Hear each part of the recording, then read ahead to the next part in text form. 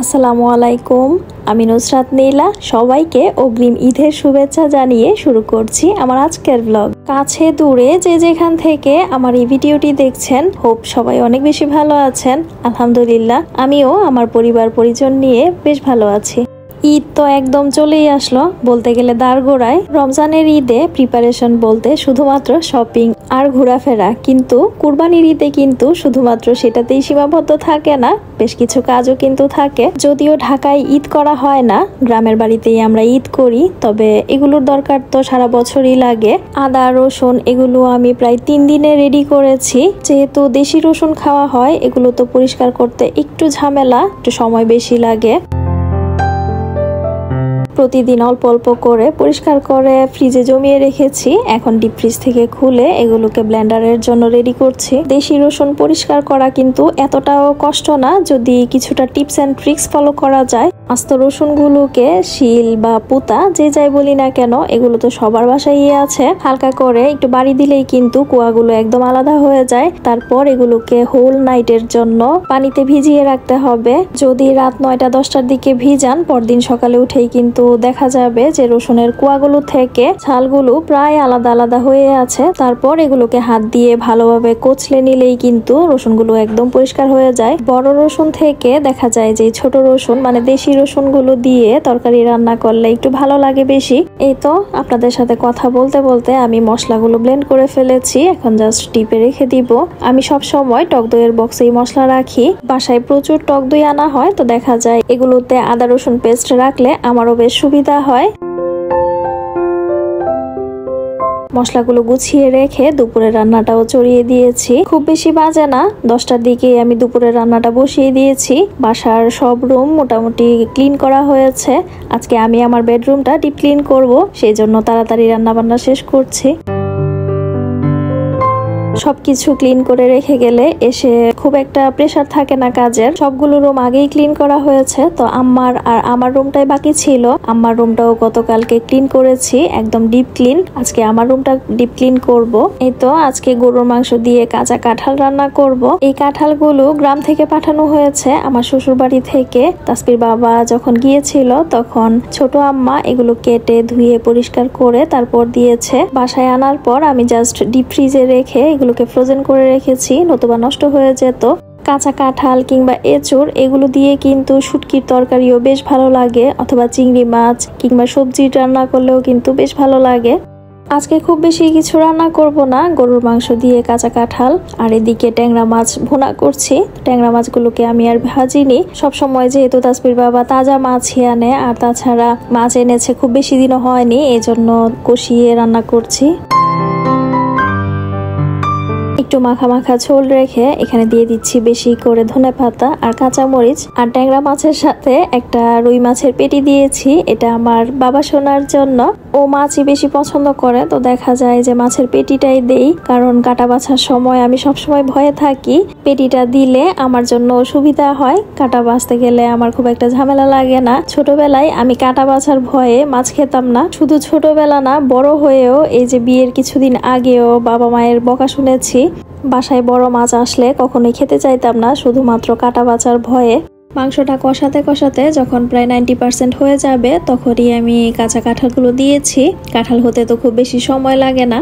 আর এই তরকারিটা কিন্তু একদম মাখা মাখা থাকবে, কোনো ধরনের ঝোল থাকবে না, বলা যায় যে মাখা ভুনা। এটার ফাইনাল লুক আর আপনাদের সাথে শেয়ার করতে পারিনি। কাঁঠালটা যেহেতু ফ্রোজেন করা ছিল, এটা থেকে এমনি পানি ছাড়বে, এক্সট্রা পানি আর দেইনি। তরকারিটাকে মিডিয়াম টু লো হিটে রেখেই আমি এই তো রুম ক্লিন করতে শুরু করেছিলাম। রুম ক্লিন করার সময় ভাবলাম যে এসির জালিটা খুলে একটু দেখি, কেন জানি মনে হচ্ছিল যে বেশ কিছুদিন ধরে রুমটা একটু কম ঠান্ডা হচ্ছে। সার্ভিসিং করিয়েছি, 1 মাসও হয়নি, তার মাঝে এই অবস্থা। জালি খোলার পর তো আমি একদম অবাক হয়ে গিয়েছি, এত ময়লা জমা হয়ে গিয়েছে এই 20-25 দিনে। তারপর মনে হলো যে আমার রুমের পাশেই কনস্ট্রাকশনের কাজ চলছে, এই জন্যই হয়তো এত বেশি ময়লা জমা হয়েছে। এই তো আমার রুমটা ভালোভাবে ডিপ ক্লিন করে তারপর রুমটাকে গুছিয়ে নিয়েছি। আজকে কাজগুলো করতেও অনেক বেশি দেরি হয়েছে, কারণ তাসবি অনেকটা অসুস্থ।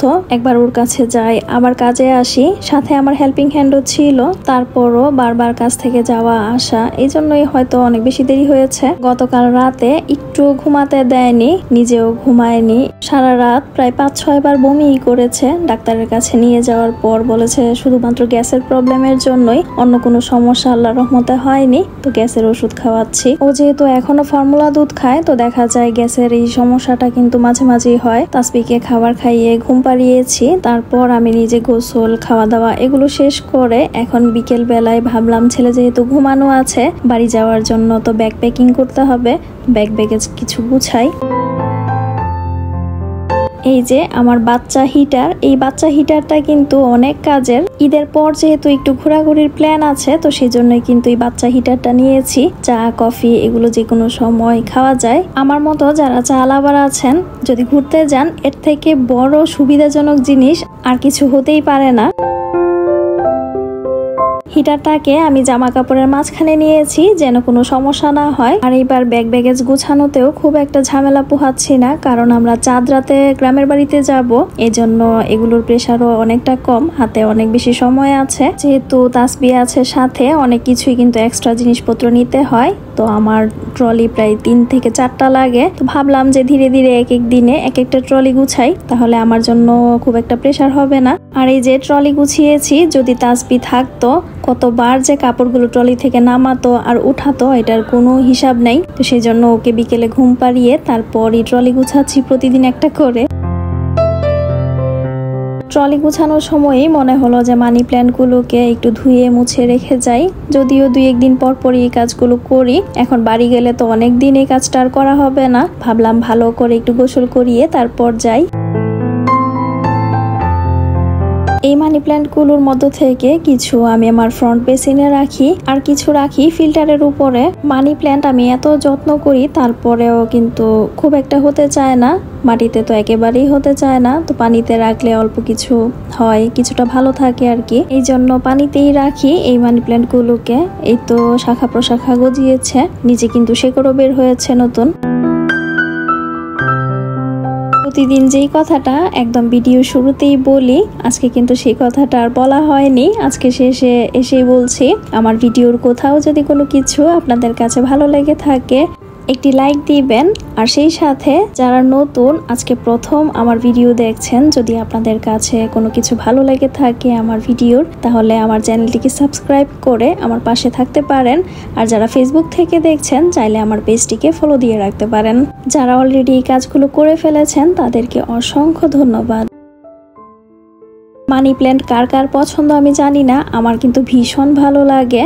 এই তো মানি প্ল্যান্টগুলো কিন্তু কথা বলতে বলতে পরিষ্কার করে ফেলেছি, আর গোসল দেওয়ানোর পরে এগুলোকে কিন্তু আরো বেশি সুন্দর লাগছে, আরো বেশি আকর্ষণীয় লাগছে। আপনাদের সাথে কথা বলতে বলতে আমি প্রায় ভিডিও শেষের দিকে চলে এসেছি। আমার শুভাকাঙ্ক্ষী ভিউয়ার্স আপু ভাইয়া যারা আছেন, আপনাদের সকলের ঈদ ভালো কাটুক, আনন্দে কাটুক। যারা গ্রামে যাচ্ছেন পরিবার পরিজন নিয়ে ঈদ করে আবার নিরাপদে ফিরে আসেন, এই কামনাই করছি। আজকের মতো আল্লাহ হাফেজ, আসসালামু আলাইকুম।